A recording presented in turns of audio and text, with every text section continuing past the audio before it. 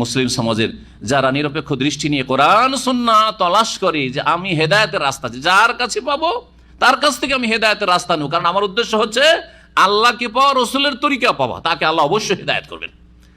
কিন্তু যে আগে থেকে মগজে ঢুকিয়ে নিয়েছে যে আমরা বেশি বুঝি আর ওরা বুঝে না, আমরাই হচ্ছে হক, ওরা হচ্ছে বাতিল, আর এছাড়া ভিন্ন কিছু হতেই পারে না, সুতরাং অন্য কারো কথা শুনবো না, শুনতেও দেব না, সতর্ক সাবধান করব, এবং কোরআন এবং হাদিসের কথা কেউ পেশ করলে তার অপব্যাখ্যা করে মানুষকে ভুল বুঝাবো। এইভাবে যেসব বিদাতি অন্তর বাঁকা মোল্লা লেগে আছে তাদেরকে কখনো হেদায়েত আল্লাহ করবেন না, যার ফলে দেখা যায় যে জনগণ হেদায়েত হচ্ছে, আলহামদুলিল্লাহ, সহি আকীদা পাচ্ছে, শিরক ছেড়ে আসছে, বিদাত ছেড়ে আসছে, তৌহিদ সুন্নাহর অনুসারী হচ্ছে, কোরআন এবং হাদিসে দলিল তালাশ করছে। তারপরে দুনিয়ার শিক্ষায় শিক্ষিত লোকেরা যারা আল্লাহ ভীরু, দুনিয়ার শিক্ষায় শিক্ষিত একদল আছে যারা বেদিন নাস্তিক, হয়তো তার সারা জীবন গরজ হলো না আখিরাত, আল্লাহকে হেদায়েত করবে না। কিন্তু দুনিয়ার শিক্ষায় শিক্ষিত বিভিন্ন পাপে জড়িয়ে আছে, কিন্তু আল্লাহর ভয়ও আছে, আল্লাহর ভয় আছে এবং হকের সন্ধানও আছে, আল্লাহ ওদেরকে হেদায়েত করছেন। অধিকাংশ জানার শিক্ষিত মানুষরাই যারা আল্লাহকে কিছুটাও ভয় করে এবং হকের সন্ধান করে তাদেরকে আল্লাহ হেদায়েত নসিব করছেন। পক্ষান্তরে যাদের অন্তরে ভাইরাস আছে শিরক আর বিদআতের, অহংকারের, হিংসার, শত্রুতার, বিদ্বেষের এবং কোরআন এবং হাদিসের অপব্যাখ্যা, ভুল ব্যাখ্যা করার, তাদেরকে আল্লাহ হেদায়েত করেন না। এই জন্য মাদ্রাসা পড়ুয়াগুলো সাধারণত হেদায়েত হয় না ইল্লা মাশাআল্লাহ, ইল্লা মাশাআল্লাহ। যেমন ইল্লা মাশাআল্লাহ নবী করিম সাল্লাল্লাহু আলাইহি ওয়াসাল্লামের কাছে আব্দুল্লাহ বিন সালাম আর কয়েকজন ইহুদি এরা এসে শুধু কলমা পড়ে ইসলাম গ্রহণ করেছিল, বাকি কেউ ইসলাম গ্রহণ করেনি, কারণ এদের কাছে তাওরাতের জ্ঞান ছিল, অহংকার, আমরা তাওরাতের পণ্ডিত। হ্যাঁ, এরা নিজেদেরকে সিনিয়র মনে করতো, এরা মনে করতো আমরা হচ্ছি ইয়াকুব আলাইহিস সালামের আওলাদ, কেন ইসমাইলের আওলাদের নবীকে মানবো। হিংসা, অহংকার কাজ করেছে। সত্য গ্রহণে যেসব বাধা রয়েছে তার মধ্যে একটি হচ্ছে হিংসা, আরেকটি হচ্ছে অহংকার, আরেকটি হচ্ছে শত্রুতা, আরেকটি হচ্ছে অজ্ঞতা। অজ্ঞতা মানে কি? অজ্ঞতা দূর করার জন্য কাছাকাছি যেতে হবে, কোরআন সুন্নাহ দিয়ে যাচাই বাছাই করতে, ও যাচাই বাছাই করতে যাবে না। অজ্ঞই থেকে যাবে, তৌহিদ জানেই না, ও তৌহিদ কত প্রকার, ও কি তৌহিদের সংজ্ঞাও জানে না। বিদআত, হ্যাঁ, বিদআতকে দিল দুই ভাগে ভাগ করে, বিদআতে হাসানা আর বিদআতে সাইয়্যা। আর যার ফলে যেসব বিদআত তারা করে সেগুলি হচ্ছে হাসানা, আর যেগুলো বিরোধীরা করে, অন্য বিরোধী আরো বিদআতি আছে মেলা, ওগুলো হচ্ছে বিদআতে সাইয়্যা। আমাদের বুজুর্গানের দিনেরা যেসব বিদআত করেছে ওগুলো বিদআতে হাসানা, যার ফলে আল্লাহ হেদায়েত করে না ওদেরকে, যার ফলে এদেরকে হেদায়েত করেন আল্লাহ রাব্বুল আলামিন। তো আল্লাহ বলছেন আফাতাতমাউনা আইয়ুমিনু লাকুম, হে মুমিন মুসলিমরা, হে সাহাবীরা, নবীর, তোমরা কি এই আশা আকাঙ্ক্ষা করছো? তামা ইয়াতমা মানে লালসা করা, হ্যাঁ, লোভ করা, লালসা করা, যে এরাও মুসলিম হয়ে যাক। আমরা যেমন ইসলাম গ্রহণ করেছি, ইহুদিরাও সকলে যে 3টা গোত্র মদিনা আছে এরাও মুসলিম হয়ে যাক।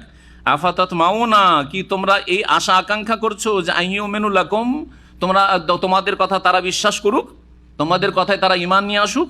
ওয়াকাদ কানা ফারিকুম মিনহুম ইয়াসমাউনা কালাম আল্লাহ, অথচ তাদের একটি দল আল্লাহর বাণী শোনার পরে অসৎ উদ্দেশ্য, সুম্মা ইউহাররিফুনা মিন বাদে মা আকালুহু, তারপরে তা বুঝে নেওয়ার পরে জেনে শুনে, ওয়াহুম ইয়ালামুন, জেনে শুনে তাতে অপব্যাখ্যা করে বা তার বিকৃতি ঘটায়, ভুল ব্যাখ্যা করে। তারা তাওরাতে যেসব কথা আছে নবী মুহাম্মদ সাল্লাল্লাহু আলাইহি ওয়াসাল্লাম সম্পর্কে ভবিষ্যৎবাণী, ইসলাম সম্পর্কে ভবিষ্যৎবাণী, সেগুলির অপব্যাখ্যা করে ওকে নিজের খেয়াল খুশি বানিয়ে নিয়েছে, যেটা তাদের পক্ষে মনে হয় সুবিধাজনক সেটাকে প্রকাশ করে, আর যেগুলি তাদের বিপক্ষে সেগুলোকে ভুল ব্যাখ্যা করে অথবা গোপন করে। এই ছিল ইহুদি ধর্মগুরুদের চরিত্র, যা এখানে আল্লাহ তুলে ধরেছেন। সুতরাং কি করে তারা হেদায়েত হবে আর তাদের হেদায়েতের ঈমানের আশা করছো? ওয়াইদা লাকুল্লাযিনা আমানু ক্বালু আমান্না ওয়াইদা খালা বাযুহুম ইলা বাযিন ক্বালু আতুহাদ্দিসুনা ফাতাহাল্লাহু আলাইকুম লিইউহাজ্জুকুম ইনদা রাব্বিকা আফালা তাকিলুন। এই ইহুদিদের মধ্যে কিছু মুনাফিক চরিত্রের ছিল। মুমিন মুসলিমদের সাথে যখন সাক্ষাৎ হতো বলছে আমরা তোমাদের মতে কিন্তু মুসলিম হয়ে গেছি। আবার যখন ইহুদি বন্ধু বান্ধবের সাথে, নিজের বংশের লোকের সাথে মিলতো, নির্জনে যখন তাদের সাথে সাক্ষাৎ ঘটতো, মিটিং হইতো, তখন বলতে আরে ওদেরকে নিয়ে আমরা একটা মজাক করি। আর তারপরে বলতো যে না না না, ওদের কথা মানা যাবে না, শোনা যাবে না, ও আমরা এমনি ওদের সাথে দেখা সাক্ষাৎ করছিলাম। আল্লাহ বলছেন ওয়াইদা লাকুল্লাযিনা আমানু, যখন তারা সাক্ষাৎ করে মুমিন মুসলিমদের সাথে, এই ইহুদিরা যখন মিলিত হয় মুমিন মুসলিম সাহাবায়ে কেরামদের সাথে, কালু আমান্না, তখন বলে আমরাও ঈমান নিয়ে এসেছি, কিন্তু আমরাও মুসলিম হয়েছি। ওয়াইদা খালা বাযুহুম ইলা বাযিন, এবং যখন তারা নির্জনে যায় তাদের একজন বা একদল আরেক দলের সাথে, একদল ইহুদির বা এক ইহুদির আরেক ইহুদির সাথে যখন সাক্ষাৎ হয়, কালু তখন তারা বলে আতুহাদ্দিসুনাহুম বিমা ফাতাহাল্লাহু আলাইকুম, তাদের সামনে এমন কথা বর্ণনা করবে, প্রকাশ করবে যা দিয়ে আল্লাহ তাদেরকে বিজয় দান করেছেন, মানে জিতার সুযোগ করে দিয়েছেন। লিয়ুহাজ্জুকুম বিহি ইনদা রাব্বিকুম, যাতে করে তোমাদের প্রতিপালকের কাছে তোমাদের বিরুদ্ধে দলিল প্রমাণ পেশ করতে পারে। আফালা তাকিলুন, তোমরা বুঝো না? এইরকম সুযোগ দিও না।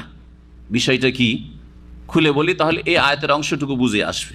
সেটা হচ্ছে যে তাওরাতে নবী করিম সাল্লাল্লাহু আলাইহি ওয়াসাল্লাম সম্পর্কে অনেক ভবিষ্যৎবাণী আছে, যে শেষ রাসূল আসবেন এবং তার বিভিন্ন লক্ষণ, ইসলামের কথা রয়েছে। আর সেই কথাগুলি, সেই লক্ষণগুলি নবী সাল্লাল্লাহু আলাইহি ওয়াসাল্লামকে তারা দেখছে মদিনায় রাত দিন, আর মিলছে, সব ফিট হয়ে যাচ্ছে। তাওরাতে যে আছে এই বিষয়গুলি মুহাজিরিন আনসারীরা খবর রাখে না, কারণ মুহাজিরিন যারা মক্কাতে এসেছেন তারাও মুশরিক, তাওরাতের কোনো জ্ঞান তাদের কাছে ছিল না। আর যারা আনসারী হয়েছে আওস এবং খাজরাজ থেকে, তারাও মুশরিক ছিল, এরাও কিন্তু কিতাবের তাওরাতের কোনো জ্ঞান রাখে না, বাইবেলের কোনো জ্ঞান রাখে না। তাওরাত ইনজিল সম্পর্কে তাদের কোনো জ্ঞান নেই। ভবিষ্যৎবাণী তাওরাতে আছে, ইনজিলে আছে। আপোষে এসে বলতে, দেখো ওদের সাথে, যে মুসলিমদের সাথে তোমাদের দেখা সাক্ষাৎ হচ্ছে না বা কখনো উঠা বসা করছো না, এমন কোনো কথা প্রকাশ করে দিও না যে আমাদের কিতাবে কিন্তু তোমাদের নবীর কথা আছে। হ্যাঁ, আমাদের কিতাবে কিন্তু তোমাদের ইসলাম ধর্মের কথা আছে, তোমরা যেসব নামাজ, তোমার যাকাত, তোমরা সিয়াম, রোজা, এসব আছে, তৌহিদ, এসব আছে, এসব কথা বলিও না। কারণ এসব কথা বললে তখন ওরা জেনে যাবে, তোমাদের গুমর ফাঁস হয়ে যাবে।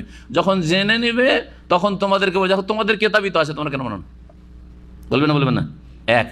দুই নম্বর কথা, তখন তোমাদেরকে বিষয়টাও জেনে নিল আর তোমাদেরকে ইসলামের দাওয়াত দিল, তোমরা কবুল করলে না, তাদের কথা তো কবুল করবে না, কারণ আমাদের বংশে নবী আসেনি, ওই ইসমাইল বংশে কেন নবী আসলো, সুতরাং মানা তো যাবে না, মানবে না। তখন কিয়ামতের দিনে আল্লাহর সামনে হাজির হবে, আর হাজির হয়ে মুসলিমরা তোমাদের বিরুদ্ধে অভিযোগ করবে যে হে আল্লাহ, ওদেরকে ইসলামের দাওয়াত দিয়েছিলাম, আর ওদের কিতাব তাওরাত, ইনজিলে, বাইবেলে আমাদের নবীর কথা ছিল, দ্বীন ইসলামের হক্কানিয়তের কথা ছিল, কিন্তু তারা মানেনি। হ্যাঁ, আল্লাহর সামনে যে আমাদের বিরুদ্ধে তারা জিতে যাবে, ওই কথা এখানে বলা হচ্ছে। যখন তারা নির্জনে মিলিত হইতো ইহুদির সাথে, কালু তখন তারা বলতো আতুহাদ্দিসুনাহুম বিমা ফাতাহাল্লাহু আলাইকুম, তোমরা কি তাদের সামনে এমন কথা বর্ণনা করছো যা দিয়ে তোমাদের কি বিজয় দান করেছেন, মানে তোমাদেরকে ইলম দিয়েছেন তাওরাত ইনজিলের, লিয়ুহাজ্জুকুম বিহি ইনদা রাব্বিকুম, যাতে করে সেই কথাগুলি জেনে মুসলিমরা তোমাদের প্রতিপালক আল্লাহর কাছে বিচার দিবসে তোমাদের বিরুদ্ধে দলিল পেশ করতে পারে যে আল্লাহ, এরা তো জানতো, এদের কেতাবে ছিল এইসব ইসলামের কথা, কিন্তু এরা মানেনি। আফালা তাকিলুন, বিষয়টাকে বুঝো না, লুকিয়ে রাখিও, গোপন রাখিও, বলিও না। এই কাজটি হিন্দুদের মধ্যে ব্রাহ্মণরা করেছে, হিন্দুদের মধ্যে ব্রাহ্মণরা করেছে। বেদে তৌহিদের কথা আছে, বেদে ভবিষ্যৎবাণী আছে ইসলাম সম্পর্কে, বেদে মুহাম্মদ রাসূলুল্লাহ সাল্লাল্লাহু আলাইহি ওয়াসাল্লাম সম্পর্কে বেশ কিছু লক্ষণ রয়েছে, যে সেই জাতি উটের পিঠে চাপবে, সেই জাতি মরুভূমিতে আসবে, সেই জাতি খাতনা করা হবে, ইত্যাদি ইত্যাদি। এমনকি এই কালেমা কথাটিও, লা ইলাহা ইল্লাল্লাহ, এই কথাটিও তাদের এতে আছে, বিভিন্ন বেদে আছে। জি, আর এই মর্মে বেশ কিছু বই বাংলাতে প্রকাশও পেয়েছে, সেগুলোতে আপনার